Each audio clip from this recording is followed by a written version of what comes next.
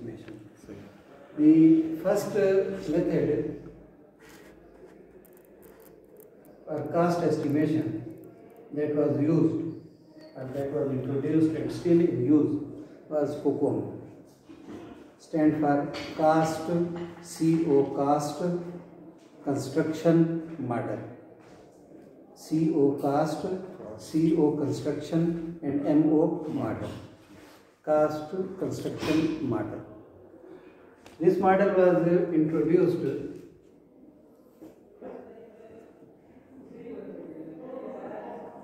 actually by Software Engineering Institute, Carnegie Mellon University. So this Software Engineering Institute of Carnegie Mellon University now actually devising standards for software. So this method was introduced by Software Engineering Institute and currently it is kursi hai.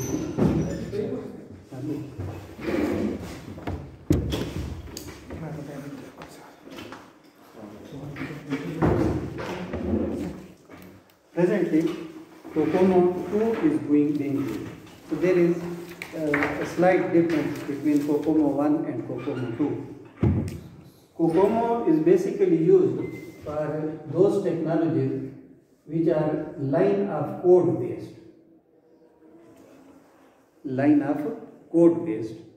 Line of code based technologies are development tools. कौन से होंगे?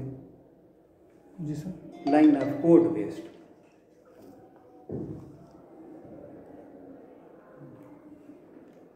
अगर आप VB में development करते हैं या C में करते हैं या C# में करते हैं या जावा में करते हैं, तो जावा का जो प्रोग्राम होगा या C का प्रोग्राम होगा तो आप कह सकते हैं कि मेरा प्रोग्राम 100 लाइनों का है, 400 लाइनों का है, 1000 लाइनों का है, 2000 लाइनों का है, तो उसमें जो मेजरमेंट साइज की मेजरमेंट है वो लाइन ऑफ कोड है. ठीक. लेकिन VB में आपने एक एप्लीकेशन डेवलप करनी है. ठीक. प्रोग्राम की डेफिनेशन क्या है? Set of instruction. ठीक.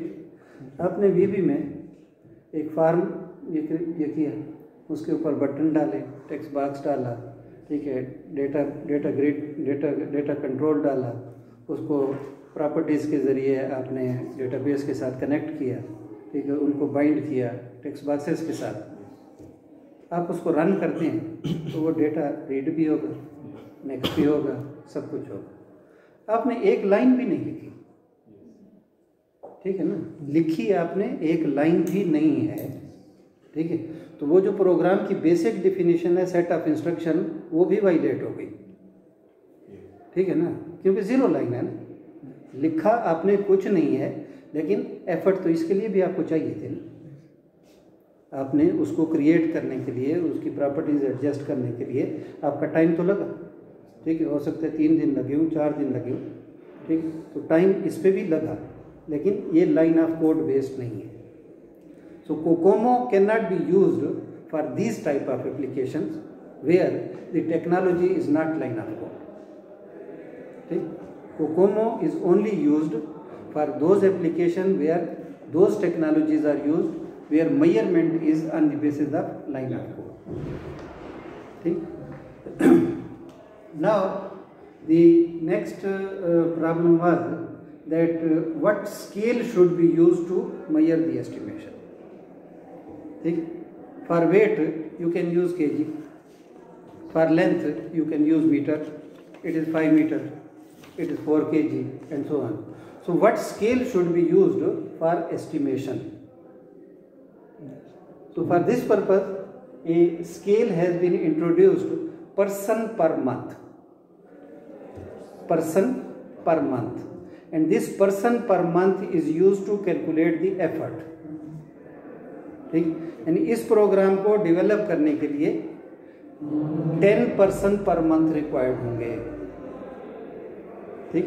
यानी अगर ये प्रोग्राम मैंने 1 महीने में मुकम्मल करना है तो मुझे 10 आदमियों की एफर्ट चाहिए. ठीक. So person per month is the scale that is used to estimate the effort. So first of all the required effort is calculated. From the effort duration feasible duration to develop the project is calculated. From the duration and effort, number of personnel are calculated, and on the basis of these number of personnel, their salary is calculated. Their salary is calculated, the other expenditure is calculated on the basis of this duration. Clear?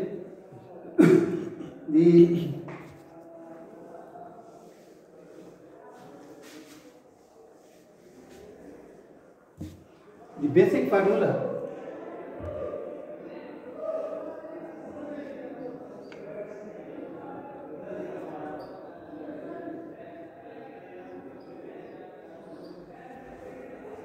for effort calculation is effort is equal to initial effort multiplied by effort adjustment factor. Initial effort multiplied by effort adjustment factor.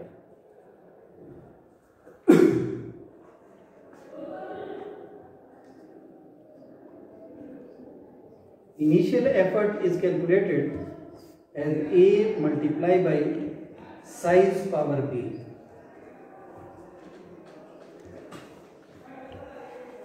A multiplied by size power B. So it is initial effort. And effort adjustment factor is actually product of 15 cost multipliers which can affect the overall effort. So for the time being, we leave the effort adjustment factor and we assume that it is normal, so it is 1. Repeat करें. Effort adjustment factor is actually product of 16 cost multipliers. Simple लफ्ज़ों में मैं आपको बताता हूँ. अब हमारी effort फर्ज करें कैलकुलेट हुई है 5% पर मंथ.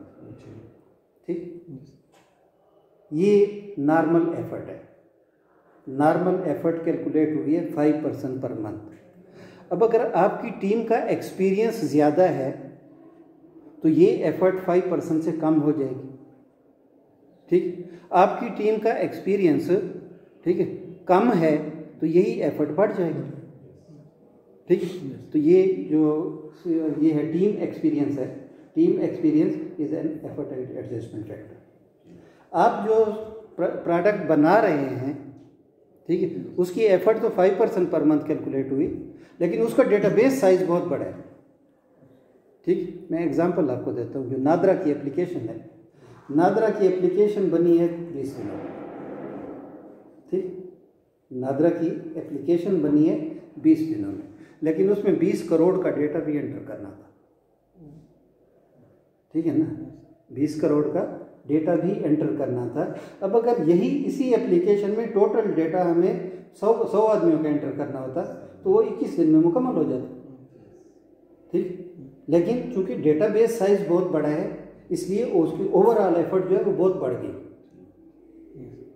ठीक, तो ये database size, complexity of the product, team experience, tool experience, these our effort adjustment factor. ठीक है, फिलहाल हम उनको छोड़ देते हैं. ठीक है, उनको 1 कंसिडर करते हैं. हम पहले सिर्फ सिंपल इनिशियल एफर्ट को करेंगे. ठीक है. Now this initial effort is based on A and B. A and B, these are the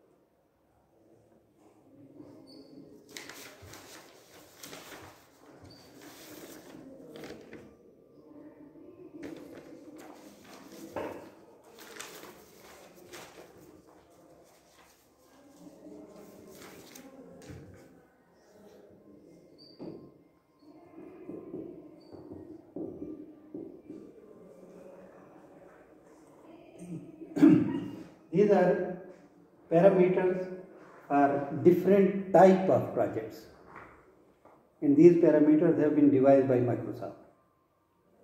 ठीक, for different types of project.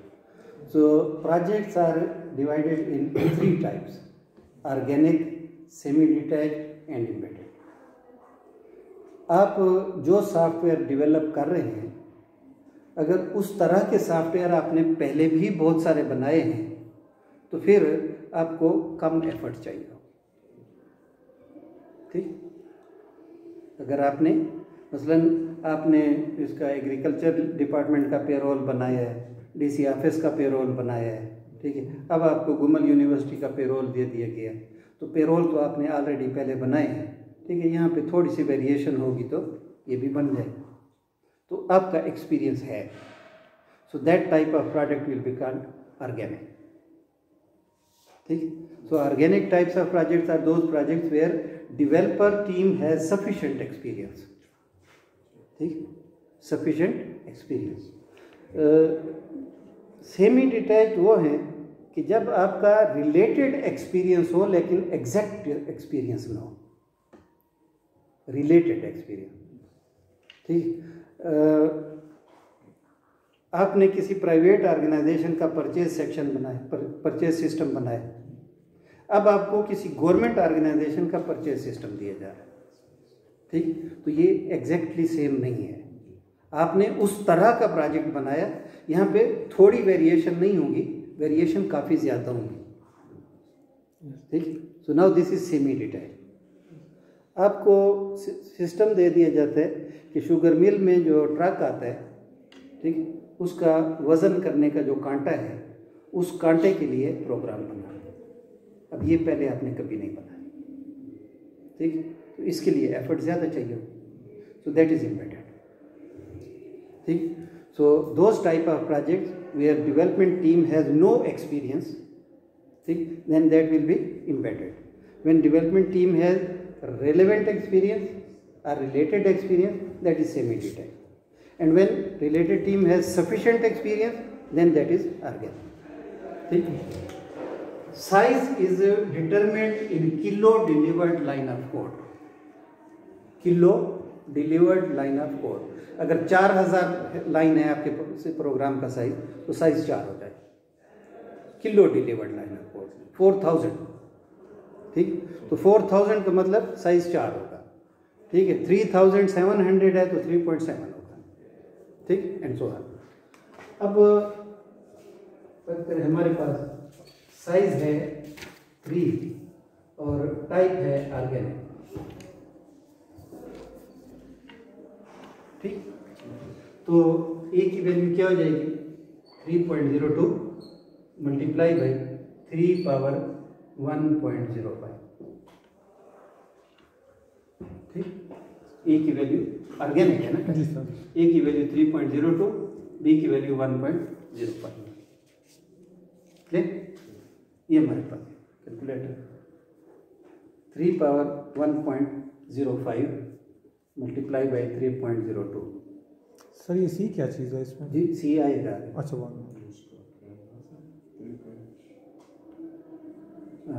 ये करना 3 power 1.02 multiply by 3 power 1.05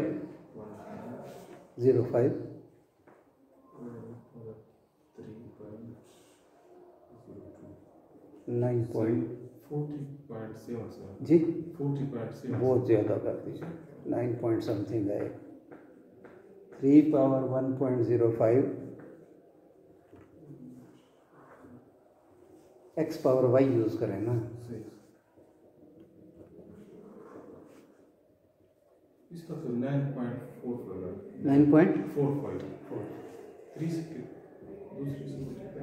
9.45% per month. ठीक, किसका 9.45 है? उसका सर वो जो 3 का। 3 पावर 1 है, 9 कैसे आ सकता है? जब तक 2 ना हो तो 9 कैसे आ सकता है? 3 स्क्वायर नहीं ना, एक्स पावर वाई करें, ये पढ़े ये 3 ये 1.05 मल्टीप्लाई बड़ी वो नहीं बड़े जब कौन है इधर से कर हाँ नहीं बस इसको एक बार कर दे, इसको एक मैं बार नहीं जी मल्टीप्लाई बाय 3.02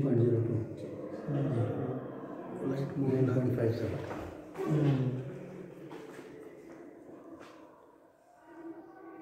ठीक है 9.57% पर मंथ।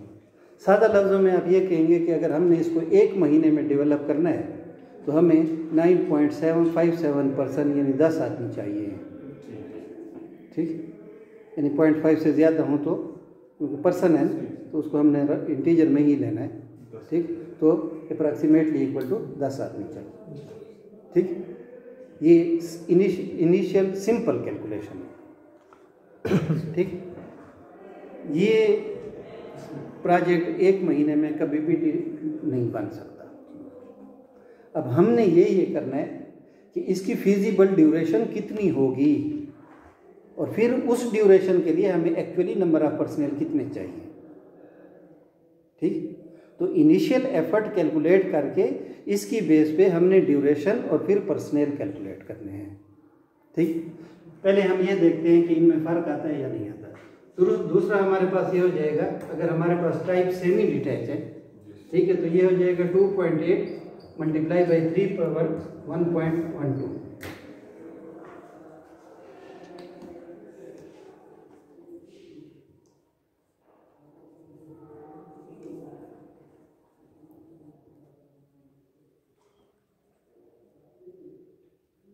इस तरह 9.58 9.58,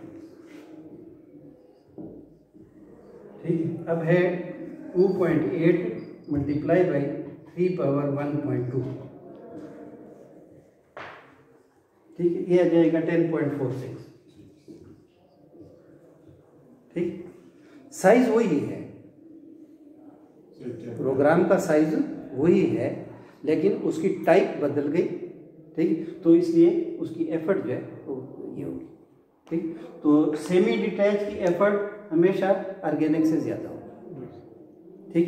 जो एम्बेडेड है उसकी एफर्ट उससे ज़्यादा, ठीक, क्योंकि इसमें आपके पास रेलेवेंट एक्सपीरियंस था, ठीक। इसमें आपके पास कोई एक्सपीरियंस नहीं था, तो ये 10.46% पर मंथ, ठीक है। तो ये बेसिकली इनका डिफरेंस है, ठीक है, कि organic will require less effort, semi detach will require more than organic and embedded will require most. Sir ये ABC की परमानेंट वैल्यूज है ये वाली?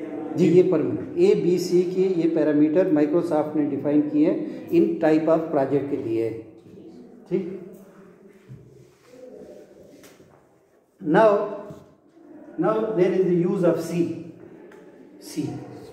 ड्यूरेशन इज इक्वल टू, ठीक है, हम सॉरी अब मैंने एफर्ट एडजस्टमेंट फैक्टर को 1 ले लिया, ठीक है। जब 1 ले लिया तो E is equal to 9.57 multiply by 1 is equal to 9.57, ठीक। D is equal to duration is equal to 2.5 E power C, ठीक, E पावर C। अब C कितना होगा? C तो 0.38 ऑर्गेनिक के 0.38 ऑर्गेनिक है ना, ठीक। तो it will be equal to 2.5 multiply by 9.57 power 0.38,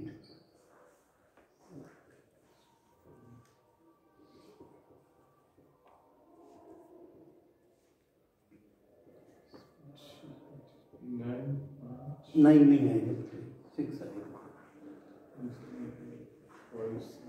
9.57 power 0.38,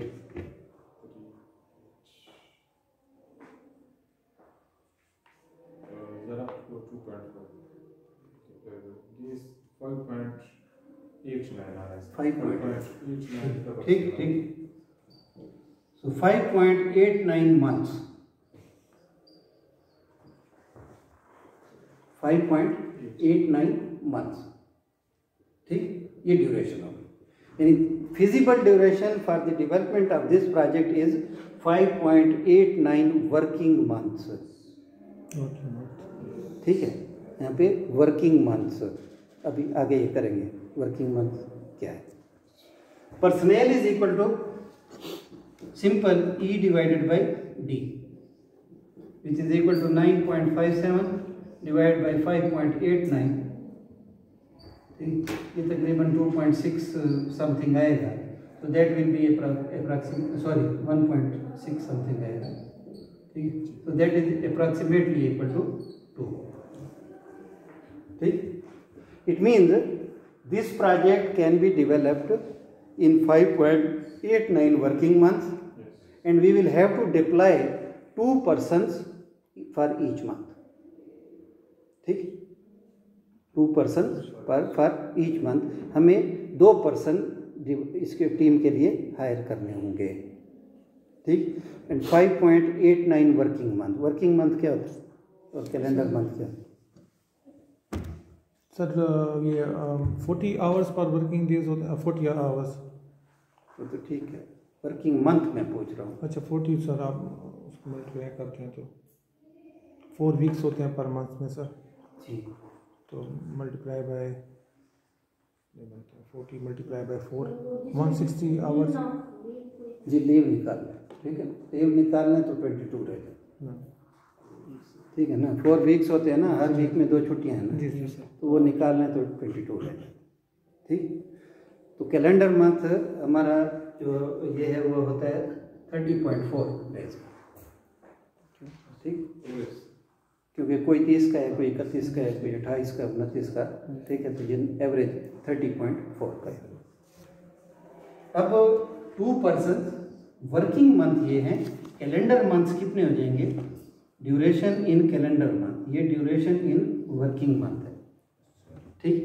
तो duration in calendar month is equal to 5.89 multiply by 30.4 divided by 22, ठीक. इसकी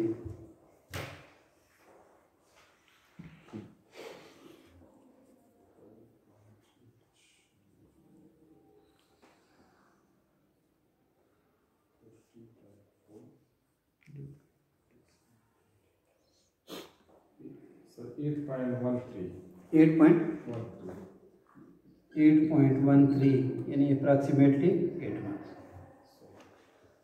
ठीक. अब आपके पास जो एस्टिमेशन के लिए रिक्वायर्ड एलिमेंट हैं वो आ गए, ठीक.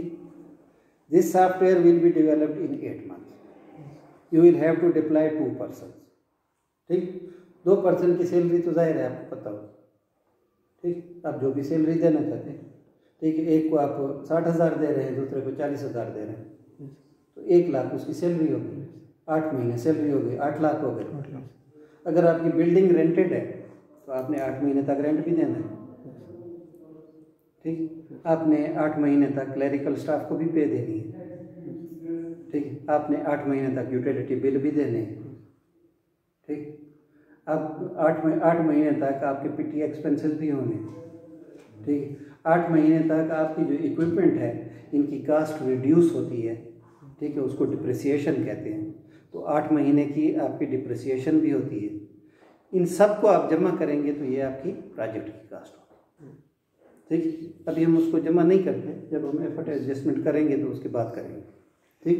लेकिन आपके पास जो बेसिक पैरामीटर हैं, ठीक है, एस्टिमेशन के, वो आ गए, ठीक है. ड्यूरेशन भी आ गई, नंबर ऑफ पर्सनल भी आ गई, ठीक.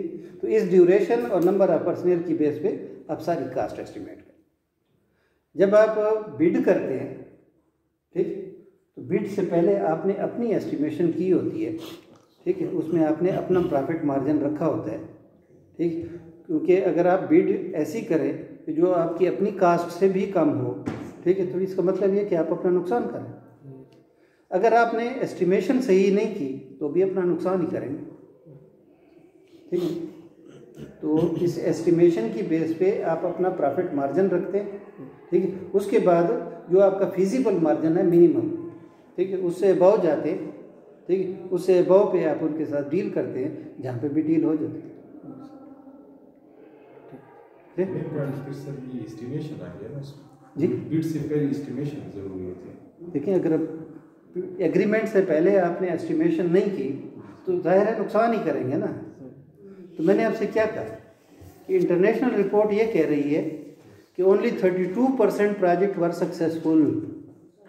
ये सारी उसको जी, only 32% were projects were according to the budget and time, according to the estimated budget and estimated time. Rest of the projects were beyond those estimates, either they were over budgeted or over time. So 38% were challenged and 30% were cancelled. ठीक, cancelled mean they have been discarded. 38% were challenged, ठीक? Further allocations were made and they were allowed to continue. So only 32% were according to the correct estimate. See? So that is why if estimation is poor, definitely your project will fail. देख इसकी समझ आ? चलिए हम खुद करेंगे। Size को 4 कर लें, टाइप को एम्बेडेड करें। Size 4 type embedded calculate.